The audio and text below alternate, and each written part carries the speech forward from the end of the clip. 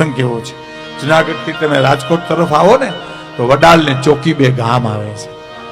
અને વડાલ જેથી ગામ ભાંગવા કાદુ મકરાણી આવ્યો સાહેબ. આજ ભાંગ્યું કાલ ભાંગે, આજ ભાંગ્યું કાલ ભાંગે, આખું ગામ ધ્રુજે, જહા ચિઠ્ઠી ઉપર જહા ચિઠ્ઠી આવે. એમાં વડાલ ગામની 18 વર્ષની વવારું માથે ભાત લઈને તૈયાર થઈ. તારે સાસુ એટલું કીધું, વહુ ક્યાં જાવ છો?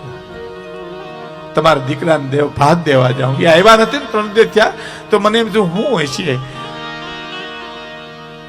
તમારા દીકરાનું ભાત દેવા જાઉં. એમ તો કે હા, આ દાગીના ઉતારીને જા, તારો બાપ કાદુ મકરાણી દાગીના લૂંટી લેશે બધા. હે શું કીધું બાઈજી? તો કે આ દાગીના ઉતારીને જા, તારો બાપ કાદુ મકરાણી રસ્તામાં બેઠો છે તો લૂંટી લેશે. જહા ચિઠ્ઠી ઉપર જહા ચિઠ્ઠી આવે છે. આપણા ગામનો કોઈ મર્દ બહાર નીકળતો નથી અને તું એકલી હાલી છો. અને આ દીકરીની હિંમત જોઈજો, એટલું બોલી હતી કે બાઈજી આ દાગીનું તો મારા બાપના ઘરના છે, એ મેં પહેર્યા છે, પણ તમે જે ચડાવ્યા ને એ તો પરણીને આવી તે તમે ઉતાર લીધા છે, એ લાવો, એ મારે પહેરવા છે સાહેબ. અને કહેવાય છે કે દાગીના ભાંગી પડે એટલા પહેરી અને આમ જ્યાં સીમારે હાલી જતી હતી. કાદુ મકરાણી જ્યાં છુપાનો હતો ને ત્યાંથી 2 સાગરીતને છૂટા કર્યા. જાઓ લૂંટી લ્યો બાઈને. હે કાંઈ ખાવા નથી, લૂંટી લ્યો. કોણ નીકળ્યું છે? એટલે ભેખડની ડુંગરાની ઓલીકોર હતા અને કીધું કે જે મળે એને લૂંટી લઈ આવજો. અને 2 જણા નીકળ્યા સાહેબ. રસ્તો આંતરો સાંભળજો મિત્રો, મારા જુવાન મિત્રો ખાસ સાંભળે સાહેબ. એ 2 જણા આડા ઉતરીને કીધું બેન ઉભી રે. ઉભી ગઈ બાઈ. એમ દાગીના ઉતાર નાખ બેન. તો કે દાગીના દઈ દેવા, પણ તમે કોણ છો?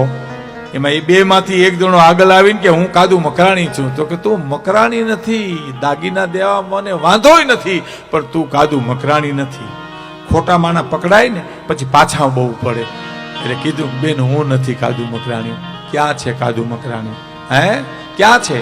આ ડુંગરની ઓલીકોર બેઠા છે. એમ જા કાદુ મકરાણીને જઈને કે મર્દના દીકરા દાગીના મગાવાય નહીં, અહીંયા આવીને લઈ જાય. હે અહીંયા આવીને લઈ જા, મગાવાય નહીં. અને 2 જણાએ કીધું કાદુ મકરાણી કે તમે આવો તો દાગીના, તમામ દાગીના દઈ દે એમ છે, પણ તમે આવો તો. અને સાહેબ ઉભો થયો સૌરાષ્ટ્રનો બારોટિયો, ધીરે ધીરે ડગલા માનતો ધરતીને પૂછીને નેચા નેણ ઢાળી અને 18 વર્ષની બાઈ વવારુને સામે ઉભા રહી અને નીચે જોઈને એટલું બોલ્યો, બેટા દાગીના ઉતારી નાખો બેન. સમજી ગઈ કે આ કાદુ મકરાણી જોયું. કારણ કે હે મોટી વાત તો એ છે સાહેબ કે બોલ મેં હું ભૂલી ગયો, પણ મોતી સબ એક રંગ એક में अमोल रंग मिलेगा जवीर तो कमित कर जानिए, कहे कवि बिरबल सुनो सा अकबर, आदमी को तोली एक बोल में पिछानी है साહેબ. ખબર પડી ગઈ આ કાદુ મકરાણી છે. અને શું બાઈનો સ્વભાવ ફરી ગયો સાહેબ. મેઘાણી લખે છે, વાંચજો મિત્રો, કે ભાઈ એક વાત કરું.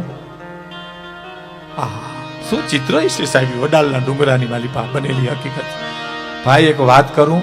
તો કે હા, દાગીના બધાય દેવા, મારી એકે નથી રાખો, પણ તું કે તો એક વાત કરું. બોલ બેન શું વાત કરવી?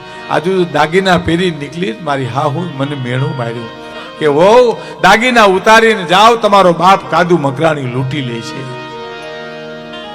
અને મારા હાહુ ને જડબાતોડ જવાબ દઈ નીકળી છું કે દીકરીના દાગીના બાપ કોઈ દી લૂંટે નહીં ભાઈજી, બાપ કોઈ દી લૂંટે નહીં. આટલું મારી હાહુ ને કઈ નીકળી છું. હવે લૂંટવી હોય તારી ઈચ્છાની વાત છે, જવા દેવી હોય તારી મરજીની વાત છે. અને કાદુ મકરાણી સાહેબ તમે નહીં માનો, મેઘાણીએ લખ્યું છે રોઈ પીડ્યો બારવટીયો સાહેબ, આંખમાં દડ દડ આંસુ મીંડા પડવા. અને એટલું બોલ્યો, બેન મારી દીકરી થઈને નીકળી તું. હા હવે લૂંટવાની વાત તો ન્યારી, પણ મારે તને કંઈક દેવું જોઈએ.